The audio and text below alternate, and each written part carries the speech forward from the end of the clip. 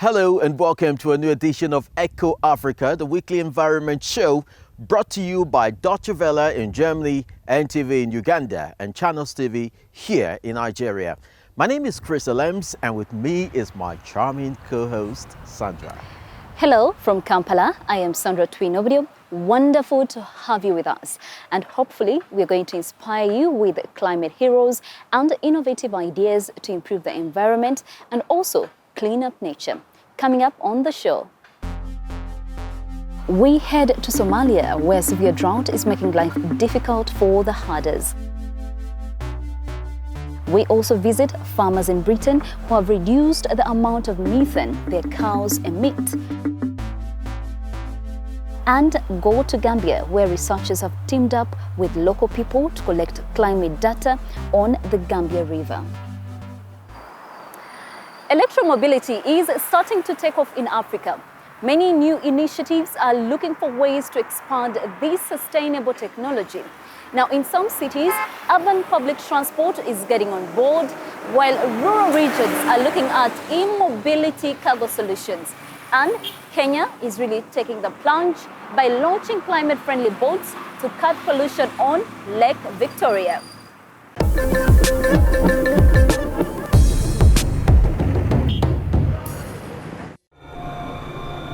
As dusk falls, Jared Otieno heads out onto Lake Victoria. Since he started using an electric motor, he and his team no longer have to breathe in exhaust fumes. And it's not as noisy either. Otieno is one of the few fishermen here who started using an electric motor last year. It's much easier. Before, he was constantly having to change gears. Also, you have to be careful with the propeller turbine. So when it rotates, it might or may get contact with the manila, this string, or the gear.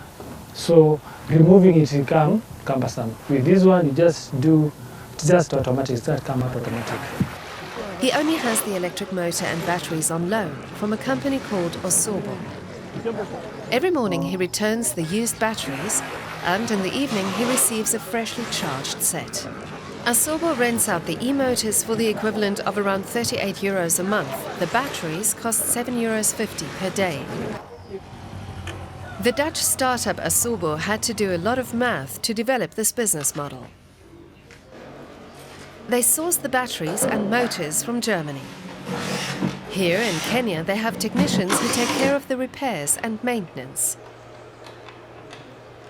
They also offer a 24-hour service if there are problems on the water.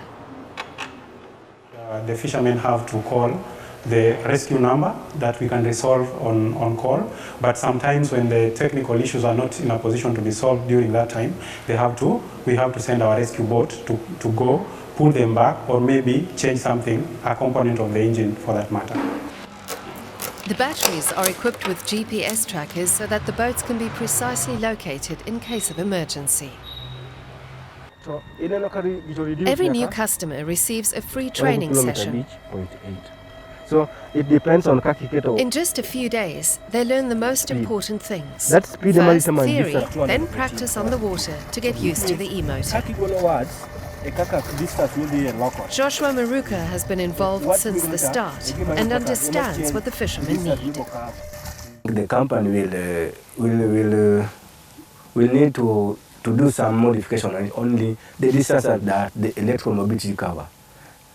Like our fishermen, most of them try to go far distance. Osobo is working to improve the situation. It's made contact with companies in Kenya and Uganda that refurbish used batteries. These could be rented out to the fishermen at a cheaper rate.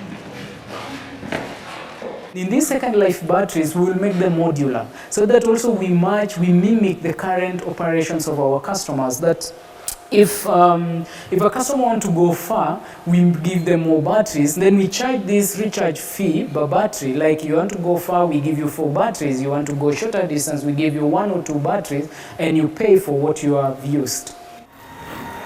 Osobo is the first company in Kenya to invest in e-mobility on water, and one of the few in general on the country's e-market.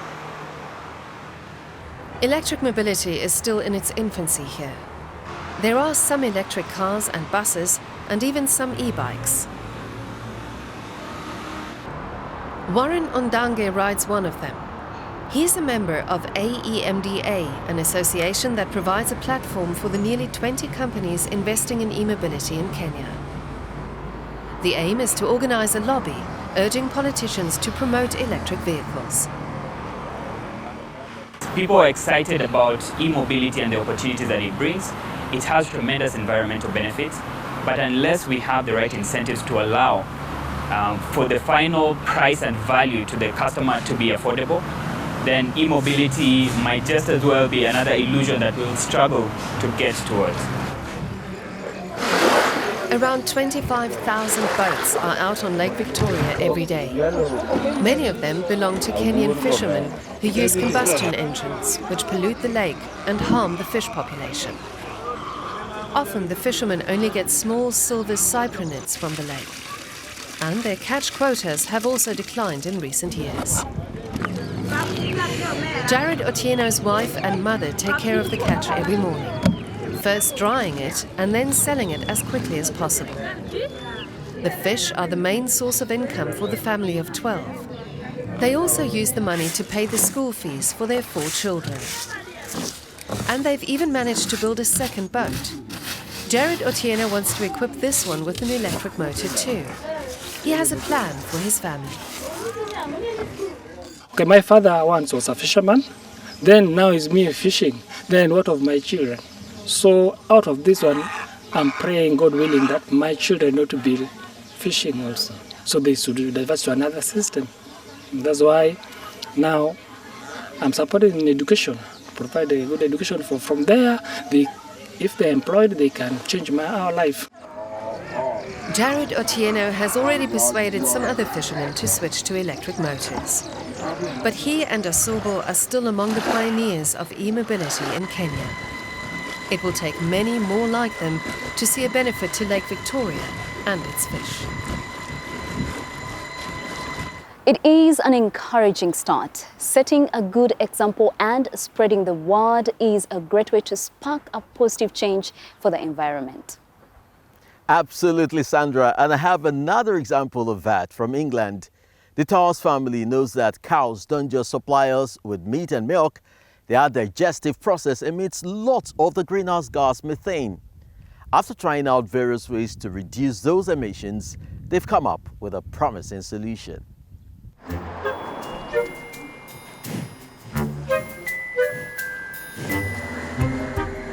Cows exude a certain calm.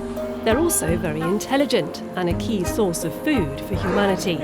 John and Edward Towers have a special bond with these animals. Father and son are dairy farmers in northern England. Their only concern is that their cows produce large quantities of methane, a potent greenhouse gas. If we can't solve the problems that we've got within the industry and it's affecting the planet in a bad way, we can't produce milk and people can't drink milk. We need to solve these problems as an industry for the industry to carry on, because if it's not serving the planet well, we shouldn't have it. There are some 1.5 billion cows on the planet. They produce a third of the world's methane emissions, mainly through their belching. This makes them a climate hazard. So the Towers are experimenting with a new type of feed supplement made from garlic and citrus. It influences enzymes in the cow's stomach and intestines.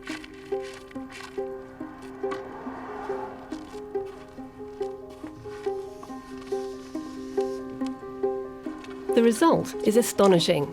The cows emit less methane.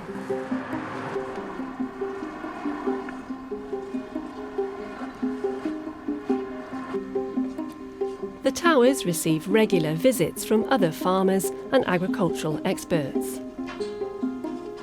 Like these representatives from a livestock auction house, the Towers want their visitors to recommend the new product so that more farmers can reduce their carbon footprint. It's about 50% of most farms' carbon footprint is that enteric methane emissions, so it would then effectively knock our product down by about 15% in terms of the overall carbon footprint. This is the product we've been feeding, so it's a garlic and citrus extract. It is fairly strong smelling. If you want to have a little whiff there, don't get too close because it'll it'll knock your socks off. But Alternatives to cow's milk, such as soy, oat and almond milk, have been gaining popularity in recent years. That's a trend the Towers find very concerning. Their family has lived in Lancashire for centuries. Farmers here say the soil is too poor for most crops, but perfect for cows to graze on. Protecting the earth is something farmer John Towers sees as his special responsibility. I feel I'm very fortunate to be working with the younger generation of my family who are probably more foresighted than I am, and they could see the change coming faster than I could see it coming, and they've driven our business in that direction to face the challenge and to adapt our market to what our consumer is actually looking for. Feeding the garlic supplement to their 400 cows costs the Towers about €20,000 a year. Ed Towers says the milk will be a part of emissions trading in future, allowing farmers to offset the additional costs. He has many more plans for the future. I want to put solar panels on, and I want to have electric tractors, and I want to, have a cover over the lagoon so that I can capture the methane and use it to run tractors. All them things cost money, and if we do them all at once, we run out of cash, and then we're a terrible example, even if all them ideas were going to work. And so it's a case of sometimes reining in your ambitions or making sure you've got partnerships with other companies that also have the same kind of values as you. John Towers says many farmers are old school and reluctant to change. But father and son aim to do everything in their power to make other dairy farmers more climate conscious. And they have one good argument in their favour. Their milk doesn't taste of garlic at all. According to the European Statistical Office, the average European generated just shy of 180 kilos of packaging waste in 2019. Figures varied from each country, of course, as did the rate of recycling. In many places, a big contributor to the waste heap comes from the food delivery sector. But businesses are starting to take a proactive approach to the issue. Here is this week's Doing Your Bit.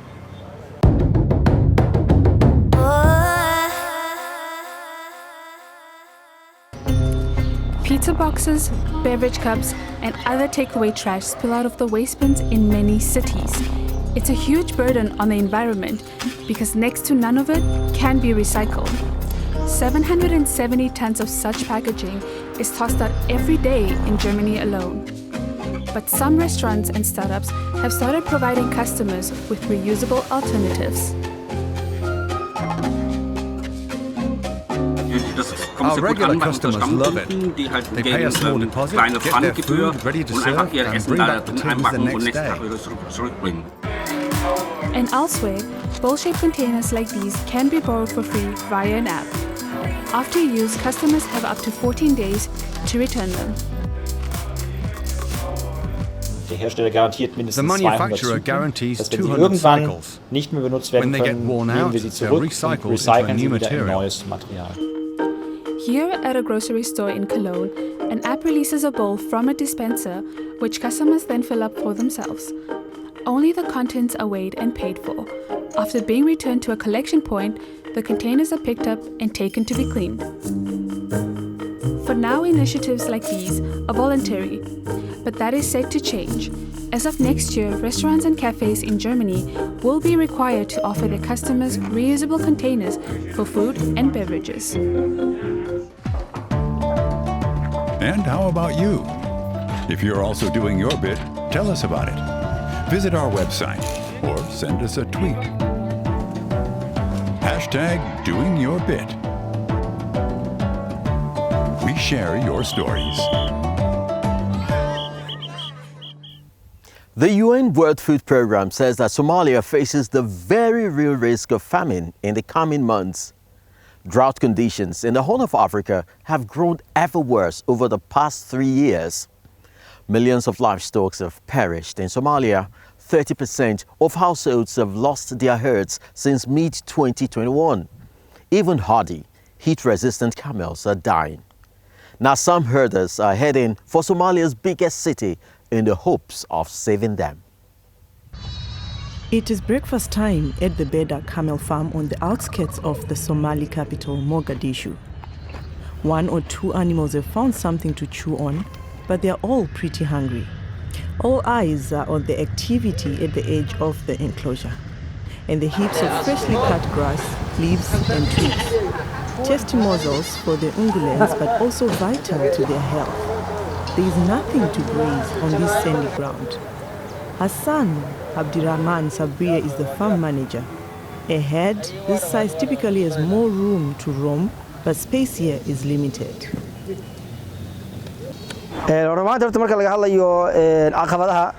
You face so many challenges when you bring camels to the city. The animals need to be trained to live on this small area. That requires a lot of patience and experience. The other challenges are finding enough food for the camels in the city and ensuring they are provided the things they would get from the desert. Finally, the gate is opened. Here in the enclosure, there is more than enough for everyone. That wasn't always the case when the herd had to scrounge for food out on the open plains, just as camels here have done for centuries. When the drought struck the countryside where camels traditionally live, there was nothing to graze on and a shortfall of rain. It forced us to move our animals here to the city.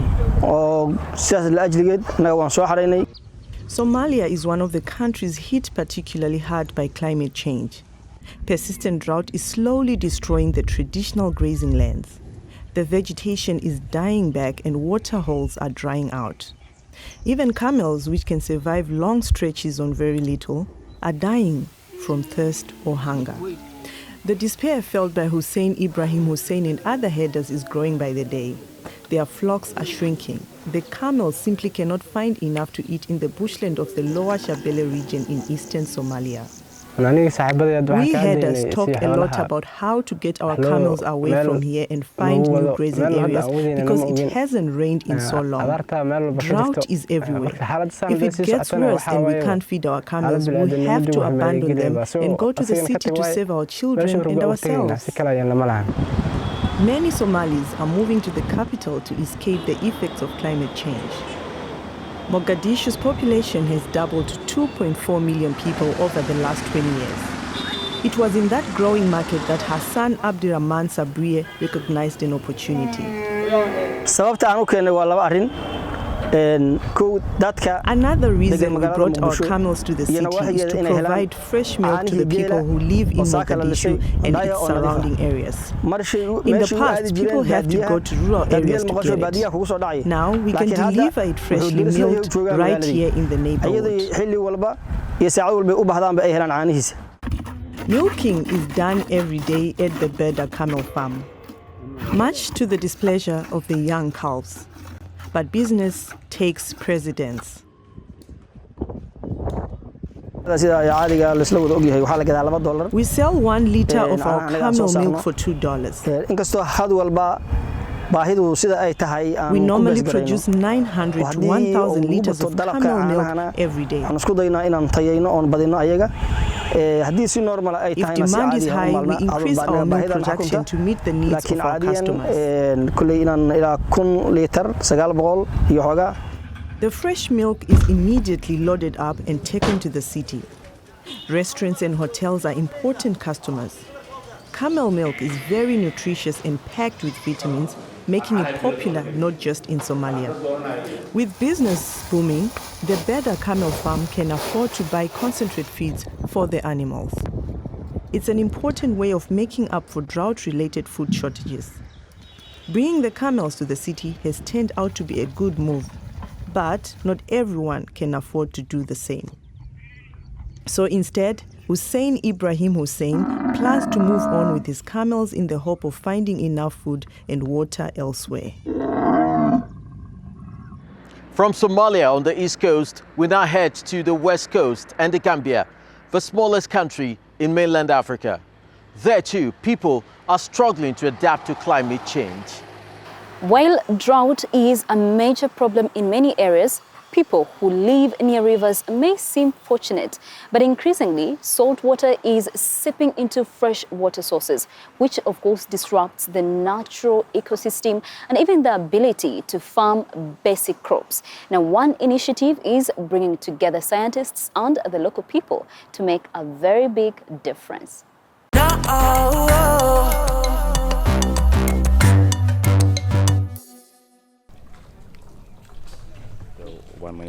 Every change is carefully noted.